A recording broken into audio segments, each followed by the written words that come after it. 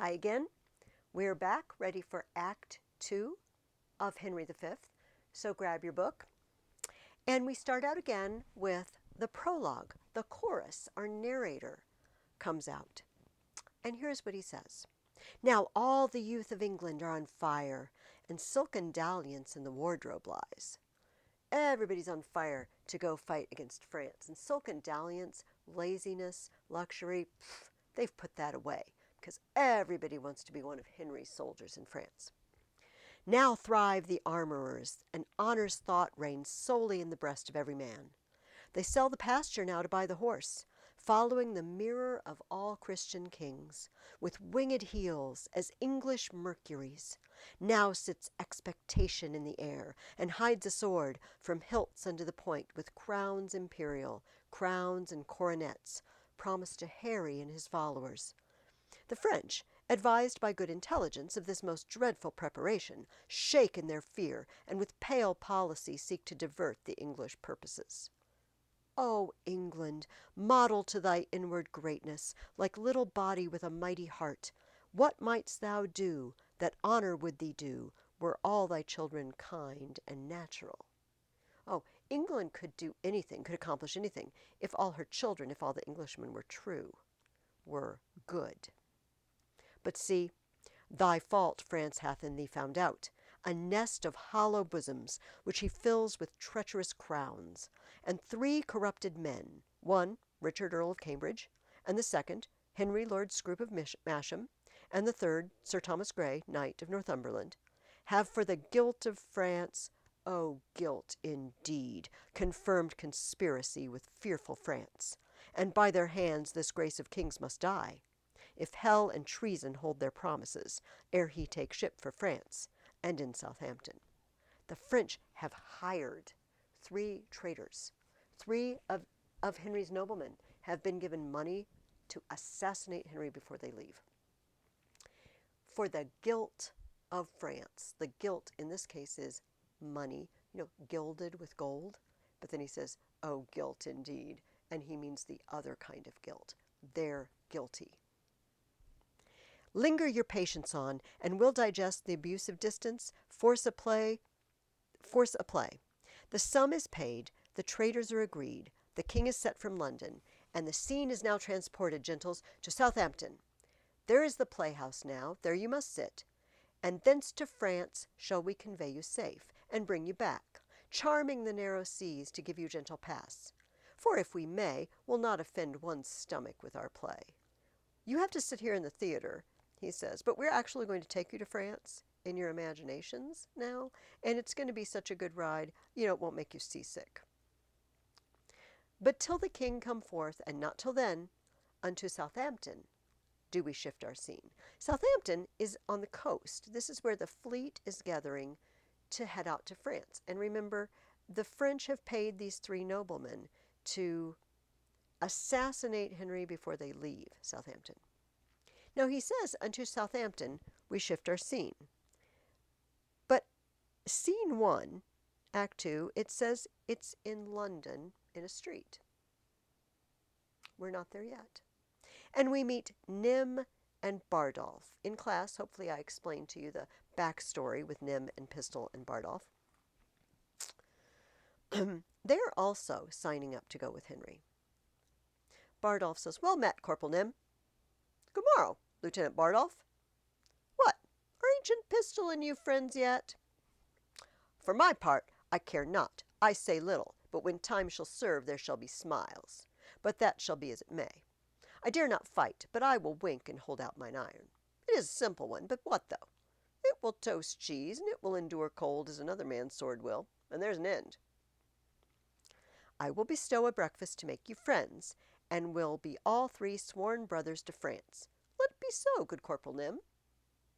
Bardolph is urging Nym to make friends with Pistol. Apparently they've had a falling out. And Bardolph's trying to get him to be friends again. Faith, I will live so long as I may. That's the certain of it. And when I cannot live any longer, I will do as I may.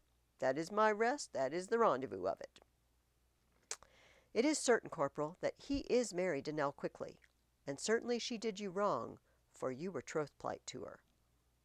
Ooh, Pistol married Nim's ex-girlfriend, ex-fiancé. I cannot tell. Things must be as they may. Men may sleep, and they may have their throats cut about them at that time, and some say knives have edges. It must be as it may. Though patience be a tired mare, yet she will plod. There must be conclusions. Well, I cannot tell. Sounds like he's thinking about taking revenge on him. Pistol and Nell Quickly now enter. She's the one that was Nim's ex-fiancé. Here comes ancient Pistol and his wife. Good corporal, be patient here. How now, mine host Pistol? Base tyke, call'st thou me host? Now by this hand I swear, I scorn the term, nor shall my Nell keep lodgers. She said, no, by my troth, not long. For we cannot lodge and board a dozen or 14 gentlewomen that live honestly by the prick of their needles, but it will be thought we keep a bawdy house straight. Oh, well a day. Lady, if he be not hewn now, we shall see wilful adultery and murder committed. Nell's trying to calm them down and not let a fight break out. Bardolph says, good lieutenant, good corporal, offer nothing here. Psh, pish for thee, Iceland dog, thou prick-eared cur of Iceland. Nell says, good Corporal Nim, show thy valor and put up thy sword. Will you shog off? I will have you soulless. Soulless, egregious dog? O viper vile, the soulless in thy most marvellous face, the soulless in thy teeth and in thy throat, and in thy hateful lungs, yea, in thy maw, Purdy, and which is worse, within thy nasty mouth. I do retort the soulless in thy bowels, for I can take, and Pistol's cock is up, and flashing fire will follow. I am not Barbizon, you cannot conjure me. I have a humour to knock you indifferently well. If you grow foul with me, Pistol, I will scour you with my rapier, as I may in fair terms. If you would walk off, I would prick your guts a little in good times, as I may, and that's the humour of it. Right? You might not follow every insult and everything they're saying, but we get the idea, don't we? These guys hate each other. And they're getting ready to go off to war with someone else. They're already at war with each other. O braggart vile and damned furious wight, the grave doth gape, and doting death is near, therefore exhale. Bardolph steps in. Hear me what I say. He that strikes the first stroke, I'll run him up to the hilts, as I am a soldier. An oath of mickle might, and fury shall abate. And they put away their swords. Give me thy fist, thy forefoot to me give. Thy spirits are most tall. Nim says, I will cut thy throat one time or other in fair terms. That's the humour of it. Couple à gorge, that is the word. I thee defy again. O hound of Crete, think'st thou my spouse to get? No, to the spittle go, and from the powdering tub of infamy fetch forth the lazark height of Cressid's kind. Doll Tearsheet she by name, and her a spouse. I have and I will hold the quondam quickly, for the only she. And Pauka, that's enough. Go to. Right.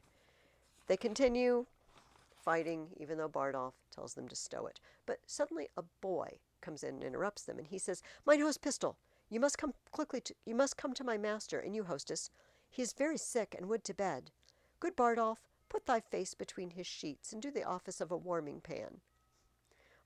In medieval times, later than that even, they used to have, you'd warm a pan in the coals and stick it under the sheets to keep your feet warm because the sheets are cold. And he says, Bardolph, put your face in between the sheets. Bardolph drinks a lot, and it tends to make you flushed and make your nose red. So he says, you're as good as a warming pan. He says, away, you rogue. He gets the joke. The hostess says, by my troth, he'll yield the crow a pudding one of these days. The king hath killed his heart. Good husband, come home presently. She goes off with the boy. They're talking about Sir John Falstaff. And I told you in class, he and Henry used to be best buddies. And when Henry became king, he told Falstaff, that Falstaff was beneath him now, that they can't be friends anymore. The king hath killed his heart. Bardolph stays with Nim and Pistol, and he says, come, shall I make you two friends? We must to France together. Why the devil should we keep knives to cut one another's throats? Let floods o'erswell, and fiends for food to howl on. You'll pay me the 8 shillings I won of you betting? Base is the slave that pays. That now I will have. That's the humor of it. As manhood shall compound, push home. And they draw their swords. Now they're fighting over money that one of them won from the other. Bardolph says, by this sword, he that makes the first thrust, I'll kill him. By this sword I will. Sword is an oath, and oaths must have their course. Everybody puts their swords away. Corporal Nym, thou wilt be friends, be friends. Thou'lt not, why then be enemies with me too. Prithee, put up.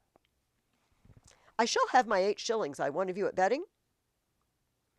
A noble shalt thou have in present pay, and liquor likewise will I give to thee, and friendship shall combine, and brotherhood. I'll live by Nym, and Nym shall live by me. Is not this just? For I shall sutler be unto the camp, and profits will accrue. I'm going with the army to sell them things. That's a sutler. And so then profits will accrue. I'm going to make money on this venture when we go to war, because I'm going to come with supplies and sell them to the soldiers. And so I'll pay you back as soon as I get the money. I shall have my noble in cash, most justly paid. Well, then, that's the humor of it. Nell comes back and she says, as ever you came of women, come in quickly to Sir John. Oh, poor heart! He is so shaked of a burning quotidian tertian that it is most lamentable to behold. Sweet men, come to him. The king hath run bad humours on the night. That's the even of it. In other words, the king did Falstaff dirty. The king has created this illness in Falstaff. Nym, thou hast spoke the right. His heart is fracted and corroborate. The king is a good king, but it must be as it may. He passes some humours and careers. He's a good king. He used to be our friend, but he passes us in humours and careers. He's of nobility, and we're not. And things can't be like they were. Let us condole the night. For lambkins we will live. Now we shift into scene 2. Now we're at Southampton. We'll talk about this in class, why the delay. But now we shift to Southampton. Enter Exeter, Bedford, and Westmoreland. And they know about the conspiracy. The conspiracy where 3 noblemen have been paid by France to murder Henry. Bedford says, for God, his grace is bold to trust these traitors. He's invited the traitors, the men they know are traitors, that are out for his life. He's invited them to a meeting. They shall be apprehended by and by. How smooth and even they do bear themselves, as if allegiance in their bosoms set, crowned with faith and constant loyalty. They act like they're really, legitimately on Henry's side. The king hath note of all that they intend, by interception which they dream not of. Nay, but the man that was his bedfellow, whom he hath dulled and cloyed with gracious favours, that he should for a foreign purse so sell his sovereign's life to death and treachery. How could they sell out their king? All right, in come Scroop, Cambridge, and Grey. They're the traitors with the king. The king says, now sits the wind fair, and we will aboard. My lord of Cambridge, and my kind lord of Masham, and you, my gentle knight, give me your thoughts. Think you not that the powers we bear with us will cut their passage through the force of France, doing the execution and the act for which we have in head assembled them? Do you think we're going to win? Scroop says, no doubt, my liege, if each man do his best. I doubt not that, since we are well persuaded we carry not a heart with us from hence that grows not in a fair consent with ours, nor leave not one behind that doth not wish success and conquest to attend on us. He said, oh, I know, you're right, because everybody we're taking with us wants the best for us, and everybody we're leaving behind also wants the best. He's talking to a man who's been hired to assassinate him. Cambridge says, never was monarch better feared and loved than is your majesty. There's not, I think, a subject that sits in heart grief and uneasiness under the sweet shade of your government. True, those that were your father's enemies have steeped their galls in honey, and do serve you with hearts create of duty and of zeal. The king says, we therefore have great cause of thankfulness, and shall forget the office of our hand sooner than quittance of desert and merit, according to the weight and worthiness. Oh, we know how to reward people according to their deserts, he says. So service shall with steeled sinews toil, and labor shall refresh itself with hope, to do your grace incessant services. We judge no less. Uncle of Exeter, enlarge the man committed yesterday, that railed against our person. We consider it was excess of wine that set him on, and on his more advice, we pardon him. The king says, yesterday there was some guy who was a little tipsy, and he railed against me, he insulted me, and we have him in custody. You know what? Set him free. He was just under the influence of alcohol. It's not his fault. Scroop says, that's mercy, but too much security. Let him be punished, sovereign, lest example breed by his sufferance more of such a kind. No, you need to punish him. You don't want to set an example that people can just with impunity do something to you, says the guy who's been hired to kill him. The king says, oh, let us yet be merciful. So may your highness, and yet punish too. Sir, you show great mercy if you give him life, after the taste of much correction. The king says, alas, your too much love and care of me are heavy orisons against this poor wretch. If little faults, proceeding on distemper, shall not be winked at, how shall we stretch our eye when capital crimes, chewed, swallowed, and digested, appear before us? We'll yet enlarge that man, though Cambridge, Scroop, and Grey, in their dear care and tender preservation of our person, would have him punished. And now, to our French causes. Who are the late commissioners? I one, my lord. Your highness bade me ask for it today. So did you, my liege. And I, my royal sovereign. The king said, oh, where are the men we're entrusting special commissions to? And the three traders said, oh, you told me I could have one. Oh, me too, me too. Now he's handing them papers, pretending it's their commission for their special office in the war. But by what I'm about to read, we know very well it says, I know you're a dirty, rotten traitor. Then Richard, Earl of Cambridge, there is yours.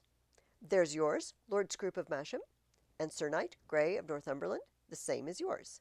Read them, and know, I know, your worthiness. Oh, my Lord of Westmoreland and Uncle Exeter, we will aboard tonight. He just goes on and keeps having a conversation with everyone else there. But obviously, the three men have read the papers, and they know the secret's out. Why, how now, gentlemen? What see you in those papers that you lose so much complexion? Look ye how they change. Their cheeks are paper. They've gone white. Why, what read you there that have so cowarded and chased your blood out of appearance? Cambridge says, I do confess my guilt, and do submit me to your highness's mercy, to which we all appeal.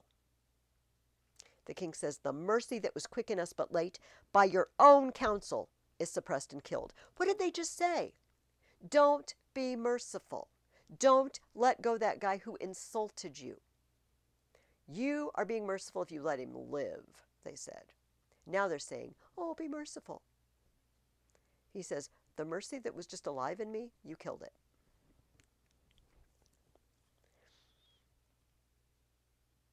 You must not dare for shame to talk of mercy. For your own reasons turn into your own bosoms, as dogs upon their masters, worrying you.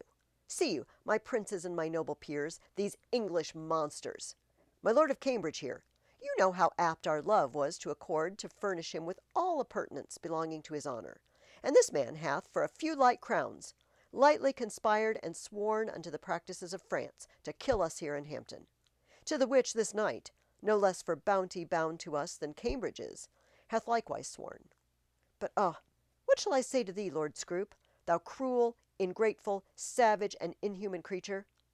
Thou that didst bear the key of all my counsels, that knew'st the very bottom of my soul, that almost mightst have coined me into gold, wouldst thou have practised on me for thy use? May it be possible that foreign hire could out of thee extract one spark of evil that might annoy my finger? 'Tis so strange, that though the truth of it stands off as gross as black and white, my eye will scarcely see it. Treason and murder ever kept together, as two yoked devils sworn to either's purpose, working so grossly in a natural cause, that admiration did not hoop at them. But thou, 'gainst all proportion, didst bring in wonder to wait on treason and on murder. And whatsoever cunning fiend it was that wrought upon thee so preposterously, hath got the voice in hell for excellence. Scroop, I understand. These other guys, I gave them every honor. I have no idea why they would turn on me, but you? You were my friend. What demon could possibly get into you to pay you off for this? All other devils that suggest by treasons do botch and bungle up damnation with patches, colors, and with forms being fetched from glistering semblances of piety. But he that tempered thee, bade thee stand up, gave thee no instance why thou shouldst do treason, unless to dub thee with the name of traitor. The demon that persuaded you, what did he offer you? There's nothing to give, except just to call yourself a traitor. If that same demon that hath gulled thee thus should with his lion gait walk the whole world, he might return to vasty Tartar back and tell the legions, I can never win a soul so easy as that Englishman's. Oh, how hast thou with jealousy infected the sweetness of alliance? Show men dutiful? Why, so didst thou. Seem they grave and learned? Why, so didst thou. Come they of noble family? Why, so didst thou. Seem they religious? Why, so didst thou.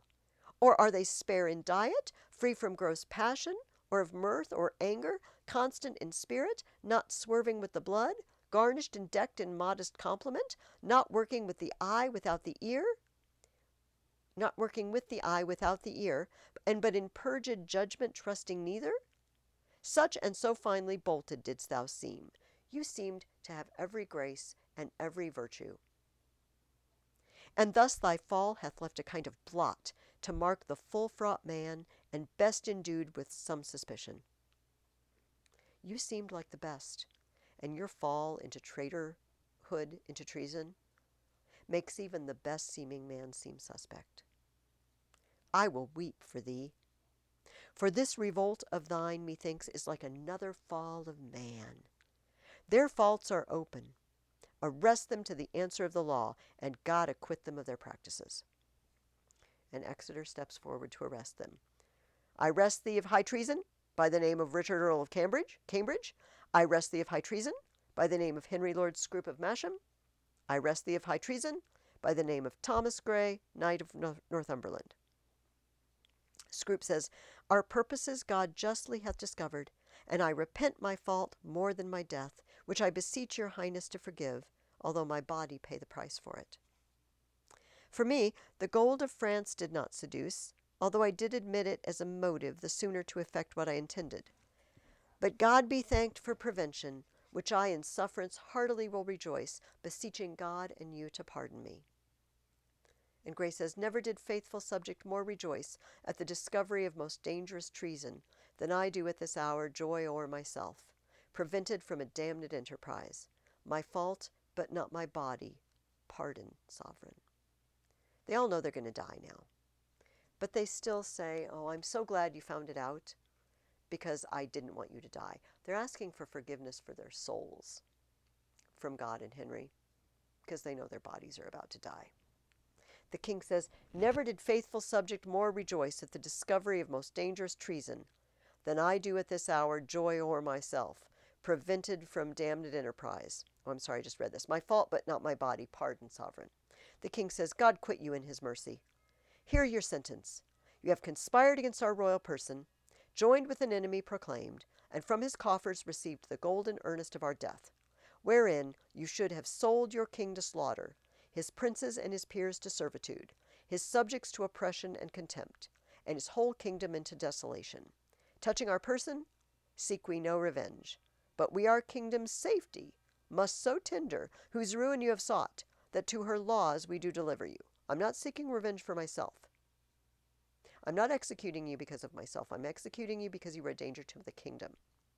Get you therefore hence, poor miserable wretches, to your death, the taste whereof God of his mercy give you patience to endure, and true repentance of all your dear offences.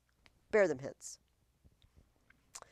Now, lords, for France, the enterprise whereof shall be to you as us light glorious. We doubt not of a fair and lucky war, since God so graciously hath brought to light this dangerous treason lurking in our way, to hinder our beginnings. We doubt not now, but every rub is smoothed on our way. Then forth, dear countrymen, Let us deliver our puissance into the hand of God, putting it straight in expedition. Cheerly to sea, the signs of war advance. No king of England, if not king of France. And they leave. And now we go back to London again, to the same tavern where Sir John Falstaff is ill upstairs, and Pistol, Nell, Bardolph, and Nym, and the boy are. The hostess says, Prithee, honey, sweet husband, let me bring thee to Staines. Let me go with you on your way to join the fleet, to go to France to war. Pistol says, No, for my manly heart doth earn. Bardolph, be blithe. Nym, rouse thy vaunting veins. Boy, bristle thy courage up. For Falstaff he is dead, and we must earn therefore. Would I were with him, wheresoe'er he is, either in heaven or in hell. Nell says, Nay, sure, he's not in hell. He's in Arthur's bosom, if ever men went to Arthur's bosom. Made a finer end, and went away and had been any Christian child. Parted even just between 12 and 1, even at the turning of the tide. For after I saw him fumble with the sheets, and play with flowers, and smile upon his finger's end, I knew there was but one way. For his nose was sharp as a pin, and a babbled of green fields. How now, Sir John, quoth I, what man? Be of good cheer. So he cried out, God, God, God, 3 or 4 times. Now I'd comfort him, bid him he should not think of God. I hoped there was no need to trouble himself with any such thoughts yet. So he bade me lay more clothes on his feet. I put my hand into the bed and felt them, and they were as cold as any stone. Then I felt to his knees, and so upward and upward, and all was cold as any stone. They say he cried out sack. Sack is a kind of a low-class wine, that he cried out for wine. Aye, that he did. And to women. Nay, that he did not. Yes, that he did, and said they were devils incarnate. Never could abide carnation, which was a color he never liked. She doesn't understand what incarnate means, and she thinks he's talking about carnations. I said once the devil would have him about women. He did in some sort, indeed, handle women, but then he was rheumatic and talked to the whore of Babylon. Do you not remember I saw a flea stick upon Bardolph's nose, and he said it was a black soul burning in hell? Well, the fuel is gone that maintained that fire. That's all the riches I got in his service. When he was delirious in his fever and dying, he babbled things, and he saw a fly light on Bardolph's nose. Remembered Bardolph drinks a lot, and he's got this red nose, and so it looked like, he said it was a soul burning in hell. And Bardolph says the fuel has gone out that maintained that fire. Falstaff paid for all his drinks. I'm not going to have any more drinks. Shall we shog? The king will be gone from Southampton. Come, let's away. My love, give me thy lips. Look to my chattels and my movables. Let senses rule. The word is pitch and pay. He's giving advice to his wife while he's gone. Trust none. For oaths are straws, and men's faiths are wafer cakes, and holdfast is the only dog, my duck. Therefore, Cavito be thy counsellor. Go, clear thy crystals. Yoke fellows in arms, let us to France, like horse leeches, my boys, to suck, the very blood to suck. And that's but unwholesome food, they say. Touch her soft mouth and march. Everybody give a kiss to Nell and march. Bardolph says, Farewell, hostess, and kisses her. Nym says, I cannot kiss. That's the humor of it. Remember, she's his former fiancée. No, I'm not kissing you. But adieu. Pistol says, Let housewifery appear. Keep close, I thee command. She says, Farewell, adieu. All right. Now we're in France. In scene 4, we move to France, to the French king's palace. They know that the English are leaving to attack. And we're going to find out what's going on there. The French king says, Thus comes the English with full power upon us, and more than carefully it us concerns, to answer royally in our defences. Therefore, the Dukes of Berry and of Bretagne, of Brabant and of Orleans, shall make forth, and you, Prince Dauphin, with all swift dispatch, to line and new repair our towns of war, with men of courage and with means defendant. For England his approaches makes as fierce as waters to the sucking of a gulf. It fits us then to be as provident as fear may teach us, out of late examples left by the fatal and neglected English upon our fields. The French king says, the French power is falling upon us, therefore we're sending out these dukes to shore up our defenses, make sure everything is strong, because late examples left by the fatal and neglected English remind us to do that. This is the 100 Years' War. It's been going on. Edward the Black Prince, they're going to mention. This is a former Prince of England that had great victories in the war against France. The French king says, we know these English. We've messed with these English. They've messed with us. And they've beaten us. We better get ready. The Dauphin, the prince. Remember, this is the same guy who sent a mocking message to Henry and sent him tennis balls and said, why don't you go play a game? That's all you're good at. The Dauphin says, my most redoubted father, it is most meet we arm us against the foe. For peace itself should not so dull a kingdom, though war nor no known quarrel were in question. But the defences, musters, preparations should be maintained, assembled, and collected, as were a war in expectation. Therefore, I say, 'tis meet we all go forth to view the sick and feeble parts of France. You're right, Dad. We should go out and check our defenses.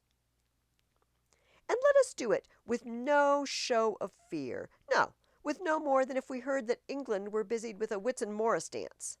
For my good liege, she is so idly kinged, her sceptre so fantastically borne by a vain, giddy, shallow, humorous youth, that fear attends her not. Yeah, okay, let's go out and check our defenses, but you're worried about nothing, because this guy's a loser. The constable, a nobleman there, says, oh, peace, Prince Dauphin, you are too much mistaken in this king.